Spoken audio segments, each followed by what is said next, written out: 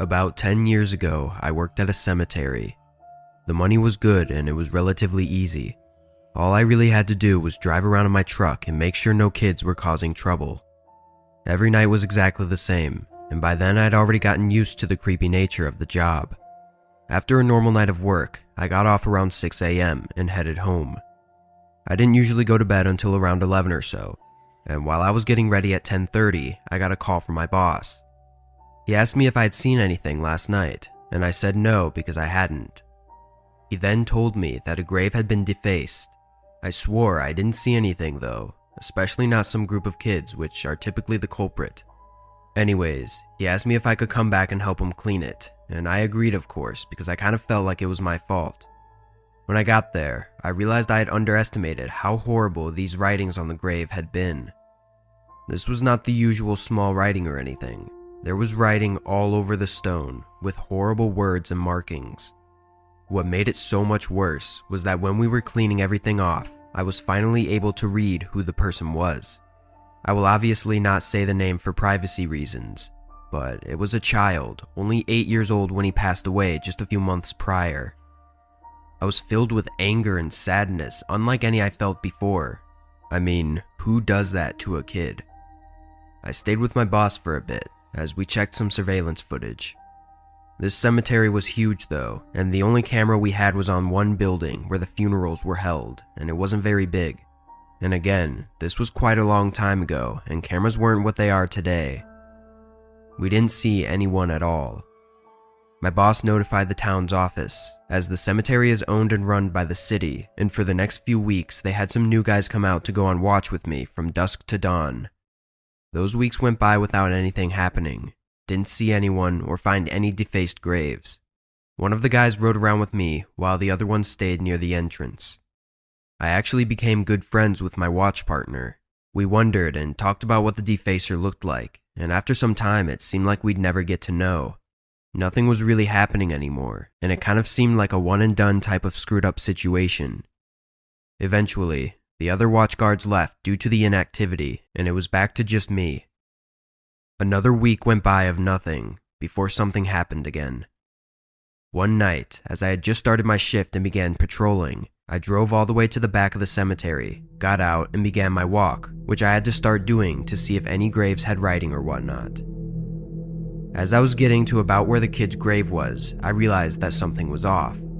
I was a couple 100 feet away from the kid's grave, and it was pitch black, but something looked out of place. I stared in that direction for a whole 30 seconds, getting a little creeped out even. Then I started walking closer, shining my dim flashlight all around the area. Once I was just 100 feet away, I shined my flashlight again at the kid's grave. The light barely reached that far, and in the dim, foggy darkness, I could see a black figure laying on the ground completely still next to the grave. Obviously, I was horrified. I didn't know if it was a dead body that had been dug up or a living person trying to hide. I stepped closer slowly, and once I was maybe 40 or 50 feet away, I almost got a heart attack as the figure jumped up and sprinted into the dark field of graves, completely disappearing in the darkness in just a few seconds. I stood in place, shocked, horrified, and confused. Once I got a hold of myself, I ran back to the truck and radioed for the police. Then I went back over to the kid's grave. I warn you, what I saw was really disturbing. In front of the gravestone was a hole. It wasn't a big hole, nothing done from a shovel, but more like someone's hands. It didn't even go very deep, maybe just a foot. Either way though, someone had tried to dig up this child's grave with their bare hands, and it made me sick. I'm not sure what the person was trying to achieve, and unfortunately we never figured out who did it, but rest assured it never happened again. The town hired 2 new people permanently, and one of us always kept watch over that grave specifically, while the other 2 scouted the area. The city also had more people on watch throughout the day as well. To this day, that's been by far the worst thing I've seen while doing graveyard work. No ghosts, no creatures, just horrible human beings.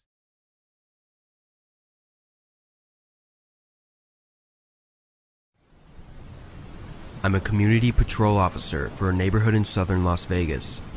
If you aren't familiar with this occupation, it's nothing like a police officer or anything. I'm just a regular 25-year-old that drives a small patrol vehicle around nice neighborhoods to make the residents feel safer. It's a pretty common thing around here, since there's a lot of rich neighborhoods right next to a violent city. On my patrols, I have to also report specific community violations. For instance, some housing communities require bushes to be trimmed every week, so if I see an overgrown bush, I have to report it and leave a note at the residence. It's petty, and I personally find it weird that people like to live in neighborhoods like that, but it gives me a job, so I can't complain too much. Anyway, I primarily work 8 p.m. to 3 a.m. It's an odd shift, but that's just how they schedule for some reason. I'd never seen anything strange before this incident. The only things I'd ever really see were groups of teenagers doing dumb shit at the parks at 1 a.m. But last week, I had something happen that was beyond disturbing, and I can't stop thinking about it. I was doing my regular patrol, which was a specific route we had to take during the middle, beginning, and end of our shifts. This was my mid-shift patrol, so it was about 10 p.m. and pretty quiet outside. During the drive, I have to check the community pools to make sure they are locked for the night. I pulled into the small parking lot and walked over to the gate. I quickly walked inside and checked the pool area to make sure nobody was still inside, then went back out and locked it. As I made my way over to my car, I noticed a hooded man sitting on one of the park benches not far from where I was. Both of his hands were in his pockets, and he seemed to just be staring at the ground. Honestly, I thought this dude was just waiting for his drug dealer or something, but I didn't know, nor did I really care. I got back in my car and continued on with my route. The community is large, and the routes take probably an hour to complete with no traffic. By the time I finished, it was just about midnight. For the next little bit, all I had to do was drive around the neighborhoods. I mindlessly moved the car through the streets for a while, before finding myself back by the pool, to which I noticed that the man was no longer sitting on the bench. I slowed the car a bit, looking around the sidewalks in the park purely out of curiosity, but I didn't see him anywhere. Not thinking much of it, I kept on.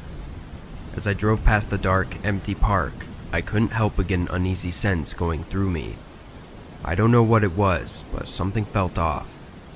I continued for a few more minutes before pulling up to a stop sign and noticed a man on the side as if he was going to walk across. After a few seconds, I recognized him as the same hooded man from earlier. He slowly made his way across, but stopped halfway and turned to face me. Being only a few feet away, he quickly walked up to my window, trying to ask me something. I cracked the window slightly, and the man quickly asked me where a specific address was. Of course, I said I didn't know. Sure, I could have looked it up or given him a general direction, but the circumstances of the situation felt very off. Even more oddly, he didn't even have any emotion or response when I said I didn't know. He just stood in silence for a second, then repeated his question, exactly as he said it before. This was when I really started to get nervous and feel unsafe. I told him I needed to leave, quickly rolling up my window and beginning to move forward. The man didn't do anything as I drove off. Looking in my rearview mirror, he was just standing there in the middle of the road watching me drive away. I parked down by a nearby street by one of the houses, then collected my thoughts. It was a really weird encounter, but was it reason enough to call the police? I didn't know. As bad as it sounds, calling the police while at work is a big deal, and I didn't want to unless it was actually necessary. The big question that kept coming up in my mind, though, was why was he looking for that address? I decided to type it into my GPS, and it was just a few minutes away, inside the neighborhood I was patrolling. So, I got back on the road and made my way over to the address. When I arrived, it seemed like every other ordinary house at 1 a.m. All the lights were off and nobody was outside. I parked on the other side of the street and waited for a bit, but not even 30 seconds later, the hooded man came into sight, walking down the sidewalk towards the house. I watched from my car as he walked up their driveway and up to their front door. He knocked a few times, then waited for a while before knocking again. Almost a whole minute went by before someone answered the door.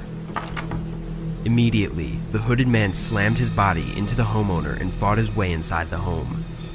I was in shock, seeing something like this for the first time happening right in front of me. I controlled myself as soon as I could though and called the police. As I sat waiting in fear, I didn't see any movement for 2 or 3 minutes.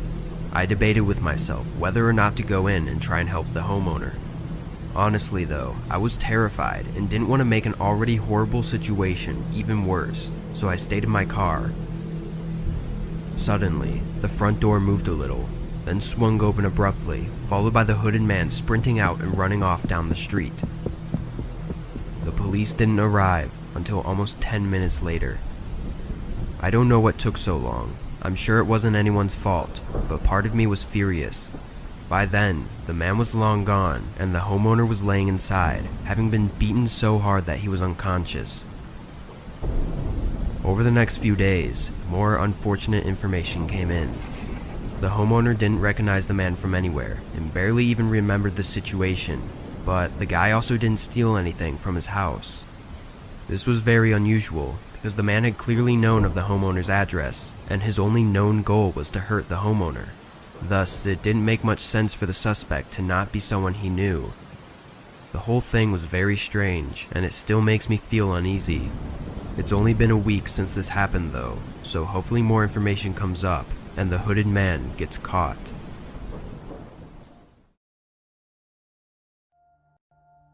I had recently graduated when this occurred a few years ago, and was taking full advantage of my summer vacation. I had started working full-time at the high school where I had just completed my studies, since I needed the money for college. My family had asked me to accompany them to my grandparents' home in Virginia, but I had declined because I had already purchased tickets for a concert that was set to take place on the very day we had to depart. I didn't mind staying behind at all. I mean, what 18-year-old doesn't want a house to themselves for a full week? Furthermore, I had no concerns that my neighbors would complain about the parties or cause me any kind of inconvenience because most of them were gone as well. I had a strong desire for some fried chicken that day, which took me out of the house. On my way back, there was an accident on the main road, causing a whole line of traffic, so I had decided to take a shortcut and was relying solely on Google Maps to get me home. I noticed a light turn on as I passed a mechanic shop along the route. It was another car, but this car had only one functional headlight, which was really weird. I distinctly recall finding it really odd that this automobile had abruptly turned on its light as I was passing, and I was even more alarmed when it departed behind me. But I was aware that I have a tendency to be paranoid and that I frequently wonder if someone is watching me and whether they have malicious intentions. I dismissed the idea as a weird coincidence and moved on. I started to stress out as I got closer to my neighborhood and realized that the car was still following me. My fear was increased by the fact that I was low on gas at the moment. I had two choices at this point. Either I turn around and drive home while the strange car pursues, or I just drive about and see if it follows or not. Driving around, however, seemed to be a very dangerous alternative because I wasn't sure what I would do if my car ran out of fuel in the middle of the road, leaving me trapped with this creep. I reasoned that I'd better take a chance in a familiar setting, rather than on the side of a lonely, dusky country road. Once this was decided, I pulled onto my street and felt my heart drop as the car with one headlight turned directly behind me. At this moment, I thought I was doomed. I started pulling into my driveway because there was nothing else I could do, and to my absolute horror, they started to follow me up. Now that I think about it, I believe I should have called the police, but at the time I was so engrossed in my own thoughts that the idea never even entered my head. I might have contacted my dad, who would have gotten his rifle if he was home, but he and the rest of the family were 12 hours away at the time. I stopped and placed my car in reverse when the car started to follow me up the driveway. They reversed in response, but they also came to a stop at the bottom, thus blocking my way out. I started moving forward again, but everything just kept repeating. I drove, they followed, I reversed, and they blocked my exit, over and over again a couple of times. Finally, I hurriedly pulled further up the driveway and swung my car around to confront them. They had already covered more than half of my driveway by this point. I was afraid, alone, and furious. I opened the car door and stepped out with my small pocket knife firmly in my right hand, and my headlights blazing directly into their face. Because I've always been naturally paranoid, as I've already mentioned, I used to keep a small knife between my seat and the car door. I shouted at them, holding the knife out. I merely hoped that they would be panicked. I think they might have believed I was a girl or weak, or maybe had not expected me to react so aggressively. They backed out of my driveway gradually and slowly made their way down the street. but then they parked their car by a neighbor's house down the road, and through the darkness, I could see someone get out. It was at this point that I began to think more clearly and quickly ran inside and called the police. I then went over to the front window, looking out at the dark neighborhood streets, but couldn't see any movement. My adrenaline was fading, and I began to panic even more than I was when I was standing in the driveway. Just then, footsteps were heard running around the outside of my house, followed by a nearby window shaking as they tried to forcefully open it. I was terrified and losing my mind in the panic of the moment. The man continued to run around the house, testing every door and window, trying to force them open. I knew I kept everything locked, but I was worried he may still find a way to break in. I ran upstairs and locked myself in the bedroom, then called 911 again to ask for an update. I was thankful to hear that they were in the neighborhood less than a minute away. The man began banging against the front door, yelling for me to open it. 2 cop cars pulled into the driveway just in time though, and surprisingly, the man didn't run or anything. I watched through the windows as they put him in cuffs, then I made my way outside to greet the officers. The guy was trying to convince one of the cops that he wasn't doing anything wrong, but of course the cop wasn't buying it. Anyway, long story short, it turned out the man was heavily under the influence of both drugs and alcohol at the time. He never explained what his plans for following me or trying to break into my house were, but considering his state, it couldn't have been good. Luckily, I don't have to worry about seeing him for a long time.